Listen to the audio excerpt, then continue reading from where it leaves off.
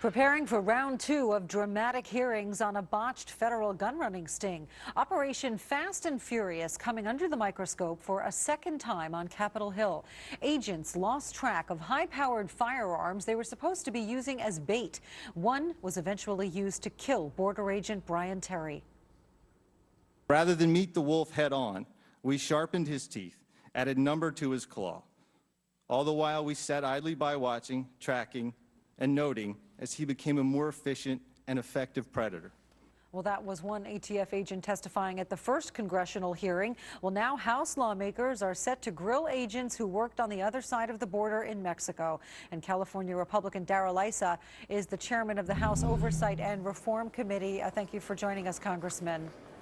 Well, thank you. And not to correct you, but some of the witnesses came to us voluntarily and supported the program. Some came to us and had a long record of trying to stop this program. So it won't be as much grilling as discovery for the American people of just how much warning there was that this was a bad idea long before Brian Terry was gunned down. And just to remind people what the idea was, the idea with Fast and Furious was to allow illegal gun sales in order to track where those weapons ended up. But after Brian Terry's death, at least some insiders said the program was a disaster. And we heard from Agent Dodson just there. You know, he says we let the wolf sharpen his teeth and his claws. You agree with that? Oh, absolutely. More importantly, if all the facts were known, and they were by some high-ranking people at Justice, very clearly the stated goal of this was never genuine. There was always, in fact, knowledge of DEA and Justice that would have made anyone at ATF, even those who supported it, ask why they were doing it. And that's part of what we'll be going through on Tuesday, is letting the American people understand that ATF, to a great extent, was led to believe what they were doing was a good idea. Well, in fact, it was unnecessary. Those 2,000 weapons never needed to walk.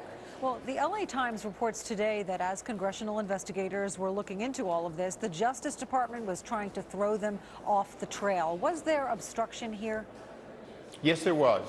From day one, there was obstruction. They admit that for the first 90 days, they were just trying not to answer. But in fact, they advised potential and actual witnesses that they didn't need to testify before Congress. This was done both by the Democratic majority here in the House and by the Justice Department. And by any reasonable stretch of the imagination, it's obstruction of Congress in our lawful duty. It's concerning, but more concerning is how this program came to be and why it didn't get shut down much sooner.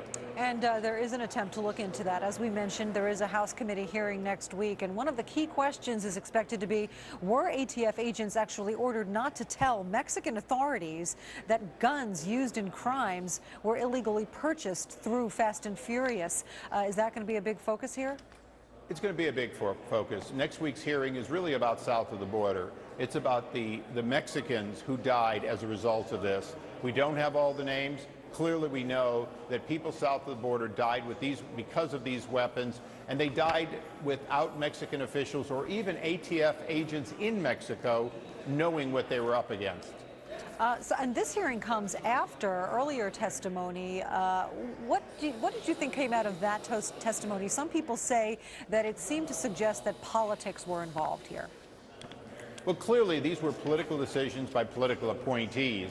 But just like Iran-Contra, you don't worry about who's in the White House or who the Attorney General is. You look at the decision process. Have we put the right political appointees in to make good, solid judgment calls? And if we haven't, we need to replace them either with career professionals or with political appointees that are more sensitive to the job they're being asked to do. We want to make sure this is a bipartisan effort. We want to make sure, quite frankly, that it doesn't happen again. All right, Congressman Darrell Issa, thank you so much for joining us. Thank you, Pat Ann.